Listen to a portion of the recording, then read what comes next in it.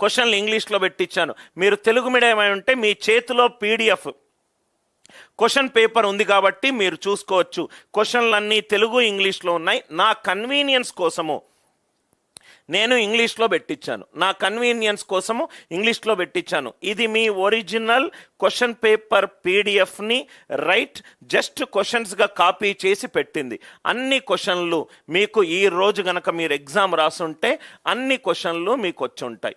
అన్ని క్వశ్చన్లు మీకు వచ్చి ఉంటాయి. క్లాస్ స్టార్ట్ చేద్దామా సార్? మీకు ఈ క్లాస్ తర్వాత ఖచ్చితంగా ఒక సైకలాజికల్గా ఒక థాట్ వస్తుంది, అసలు ఇంత ఈజీనా యాప్టిట్యూడ్. కొంతమంది మీరు ఇప్పటి వరకు కూడా కొన్ని అనాలిసిస్ వీడియోలు చూసుంటారు. క్వశ్చన్ సొల్యూషన్ సాల్వ్ చేస్తున్నాడు. నేను మీకు సొల్యూషన్ సాల్వ్ చేయను. నేను ఫస్ట్ ఏ క్వశ్చన్లు నేనైతే సాల్వ్ చేస్తానో చూస్తాను. దాని తర్వాత ఎట్లా క్వశ్చన్స్ పికప్ చేస్తున్నానో మొత్తం మనకు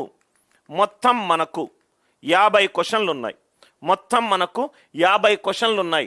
ఈ 50 క్వశ్చన్లను మనము సాల్వ్ చేద్దాము. ఫస్ట్ నేను కొంచెం మీకు ఎగ్జామ్ స్ట్రాటజీ చెప్పడానికి నేను ఒక ఫస్ట్ 10 నిమిషాలు రైట్ ఇక్కడ పక్కన పెడతాను. దీన్ని 10 నిమిషాల్లో ఫస్ట్ ఇది 10 నిమిషాలు అనుకోండి. First 10 minutes time. ఇది ఫస్ట్ 10 మినిట్స్ టైం. మీకు ఇప్పుడు ఎగ్జామ్ స్టార్ట్ అయ్యే టైం. మీకు ఎగ్జామ్ స్టార్ట్ అయ్యేటప్పుడు ఇది మీకు చాలా ఇంపార్టెంట్ సార్. మీకు ఎగ్జామ్ స్టార్ట్ అయ్యేటప్పుడు ఇది ఫస్ట్ క్వశ్చన్ నుంచి 50 క్వశ్చన్లు ఉన్నాయి. 50 క్వశ్చన్లు ఉన్నాయి. మీరు ఎలా సాల్వ్ చేయాలి, మీరు ఫ్యూచర్లో కూడా ఈ తప్పులు చేయకూడదు, ఎలా సాల్వ్ చేయాలి ఇక్కడ వరకు ఉంది. ఇప్పుడు మనము టైమర్ తోటి మనము సాల్వ్ చేద్దాం. ఎందుకనంటే క్వశ్చన్ పేపర్ అయిపోయిన తర్వాత మీకు ప్రతి ఒక్క క్వశ్చన్ని సాల్వ్ చేయడం వల్ల మీకు వచ్చేది ఏంటంటే ఆ క్వశ్చన్ని సాల్వ్ ఎలా చేయాలో తెలుసుకుంటారు. కానీ స్ట్రాటజీ తెలుసుకుంటే, నేను ఎప్పుడూ మీకు నా ఓల్డ్ స్టూడెంట్స్ అందరికీ ఎగ్జాంపుల్ చెప్తాను. నేను గొప్పగా ఎనర్జీ యూజ్ చేసి 4లు 6లు కొట్టే క్రికెటర్ని కాదు, నేను గ్యాపులు చూసి కొట్టే క్రికెటర్ని. నేను ఫస్ట్ పిచ్ కండిషన్కి వెళ్ళి ఫస్ట్ పిచ్ని అర్థం చేసుకుంటాను. దాని తర్వాత బ్యాటింగ్ పిచ్చా బౌలింగ్ పిచ్చా, ఫీల్డర్లు ఎక్కడెక్కడ ఉన్నారో చూస్తాను. దాని తర్వాత నా బ్యాటింగ్ పొజిషన్ తీసుకొని ఫీల్డర్ల మధ్యలో గ్యాపుల నుంచి కొట్టే రైట్ క్రికెట్ ప్రేమికుడిని నేను అదే సైకాలజీ ఈ ఎగ్జామ్లో కూడా నేను యూజ్ చేస్తాను. మనం టైమర్ తోటి సాల్వ్ చేద్దాం. మీరు ఇలా చేసుంటే బాగుండేది. నేను టైమర్ తోటి ఫస్ట్ క్వశ్చన్ సెలెక్షన్ స్టార్ట్ చేస్తున్నాను. టైమర్ ఆన్ అయింది. నా పేపర్ స్టార్ట్ అయింది సార్. క్వశ్చన్ 1 4 లైన్లు, క్వశ్చన్ 2 లైన్లు. ఒకసారి మనము ఫస్ట్ స్టార్టింగ్ నుంచి క్వశ్చన్లు అన్నీ అబ్జర్వ్ చేద్దాం. ఓకే, నాకు కొన్ని క్వశ్చన్స్ ఉన్నాయి. నేను ఫస్ట్ 1 మినిట్ ఓకే 3 లైన్లు 4 లైన్లు 5 లైన్లు 2 లైన్లు 3 లైన్లు సింగిల్ లైన్లు టైమ్ అండ్ క్లాక్ మీద క్వశ్చన్ ఉన్నది రైట్. ఫస్ట్ నేను 1 మినిట్ నేను పేపర్ స్కాన్ చేస్తున్నాను. నేను 1 మినిట్ పేపర్ స్కాన్ చేస్తున్నాను. ఓకే, ఇది నాకు వచ్చిన పేపర్, 50 క్వశ్చన్ల పేపర్. ఇక్కడ 50 క్వశ్చన్ల పేపర్ ఉంది. సర్ట్స్ అండ్ ఇండిసెస్ నుంచి క్వశ్చన్లు ఉన్నాయి, ఆల్జీబ్రా నుంచి ఉంది, నంబర్ సిస్టమ్ నుంచి ఉంది రైట్. ఎల్సిడి జిసిడి కొంచెం డేంజర్లు నంబర్లు కనబడుతున్నాయి. ఫ్రాక్షన్ మీద ఉంది, పర్ఫెక్ట్ స్క్వేర్ మీద ఉంది, ప్రాఫిట్ లాస్ అండ్ డిస్కౌంట్ మీద ఉంది, 25 అన్ని ఆల్మోస్ట్ అరిథమెటిక్ అన్నీ కూడా నాకు కనబడుతుంది. సో ఫస్ట్ నేను పేపర్ స్కాన్ చేశాను. ఓకే, పేపర్ నాకుంది. Number 2 right.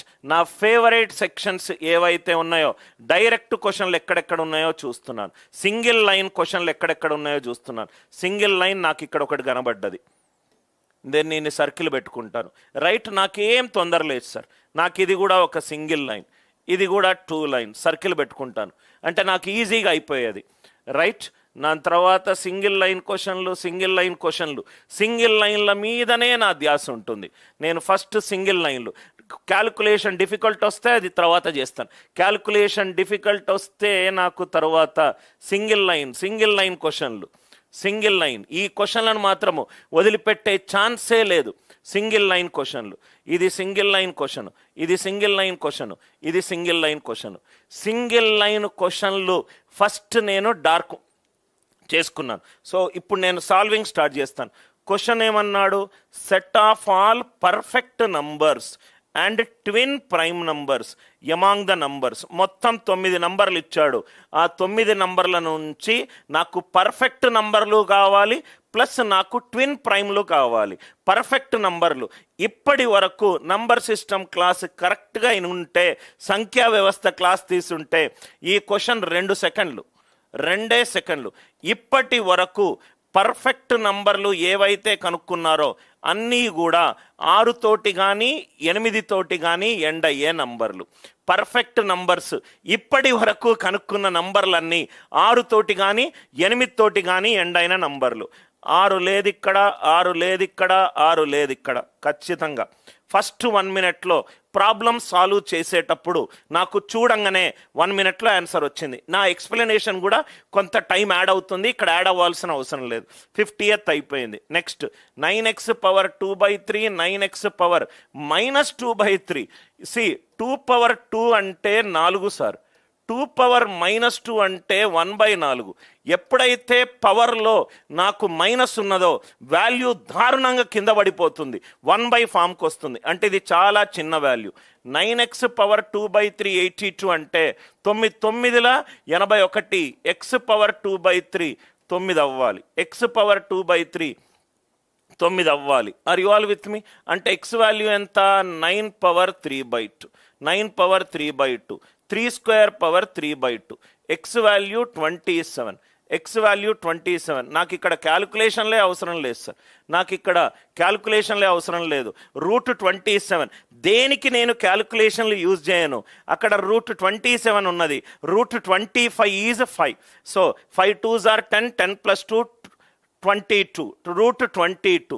22కి దగ్గరగా రావాలి. √3 ఎంత? 1.7, 4.7. అయిపోయింది ఆన్సర్. క్యాల్కులేషన్ లేదు, ఏమీ లేదు. Answer is 3+. Answer is 3 + √3. ఇవన్నీ బేసిక్ 4వ తరగతి 5వ తరగతి లెక్కలు. 9x power 2/3 plus 9x power -2/3. Minus అనేది చిన్న వాల్యూ. 9x power 2/3 82. 9 × 9 ఈజ్ 81. అంటే x పవర్ 2/3 9. ఇది ప్లస్ పాజిటివ్ కాబట్టి 9 వేసుకున్నాను, ఇది 27 వచ్చింది. √27, √25 అంటే 5, 5 2 10, 10 + 12 22. √22, √25 ఈజ్ 5. అంటే ఆన్సర్ జస్ట్ 5కి తక్కువ ఉండాలి. ఒకటే ఆప్షన్, వెళ్ళిపోయింది. 49 అయిపోయింది. Single line, single line, single line. Right. The sum of the fractions is X and some of the fractions is 2/3. అసలు ఇది లేదు అని అనుకుంటే, ఇది లేదు అని అనుకుంటే దీని సమ్ ఎంత? 22. దీని సమ్ ఎంత? 8.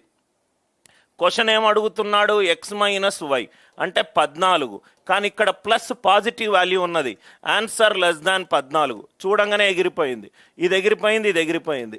రైట్, ఎగిరిపోయింది. ఇదెంత సార్? 0.3. ఇదెంత సార్? 0.8. 0.3 + 0.8 1.1. ఇది 0.6, ఇది 0.5, 1.1. అంటే ఆల్మోస్ట్ క్లోజ్ టు 14 ఉండాలి. ఎందుకు సార్ నేను అసలు క్యాల్కులేషన్లు చేస్తాను? నేను ఎందుకు చేస్తాను చెప్పండి?